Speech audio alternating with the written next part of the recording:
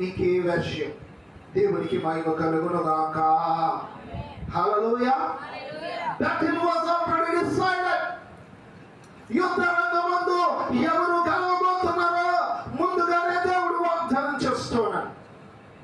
ప్రియ దేవుని బిడ్డలారా, ప్రభు పక్షాన్ని మీకు మనం చేస్తున్నది ఏంటి అంటే, ఓగును ఎదుర్కోక ముందే, ఓగు మోషే కనుల ఎదుట నిలవబడక ముందే, ఓగు యుద్ధములో ఈటను విసరక ముందే దేవుడు వాగ్దానం చేస్తున్నాడు. ఎవరి వాగ్దానం చేస్తున్నాడు? 2వ వచనంలో అదే ఉంది. అతనిని, అతని సమస్త జనమును, అతని దేశమును నీ చేతికి అప్పగించి ఉన్నాను. I will hand over the work to your hands, and his people and his land is a hand over to you. దేవునికి మహిమ కలుగును గాక. మీరు ఎలా ఉన్నారు? ఒకసారి ఆలోచించుకుందాం.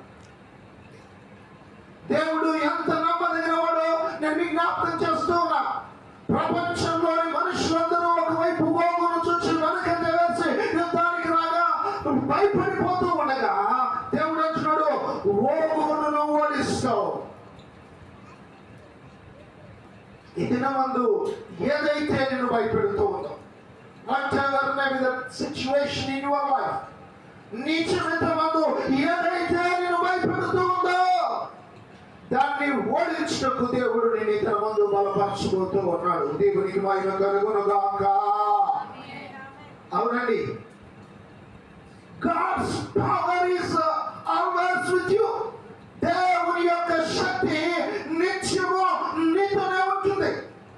ఇశ్రాయేలీయులందరూ ఒకవైపు భయపడుతూ ఉండగా, ఇశ్రాయేలీయుల మధ్యన నిలిచిన మోషే ఎదుర్కొనడానికి అడుగులు ముందుకు వేస్తూ ఉన్నాడు. సమస్యలన్నిటి మీద విజయమిచ్చే దేవుడు ఆయన. నువ్వు భయపడవద్దు. God is our strength to victory. We could not win with our own strength. The battle is already decided. God fights for his people. भगवान अपने लोगों के लिए लड़ता है. उसने भगवान की शक्ति इस्राएल की विजय का कारण है. भगवान का शक्ति इस्राएल का जीत का कारण है. అవునండి. దేవుడి దినమందు గొప్ప విషయంతో మనల్ని నింపబోతున్నాడు.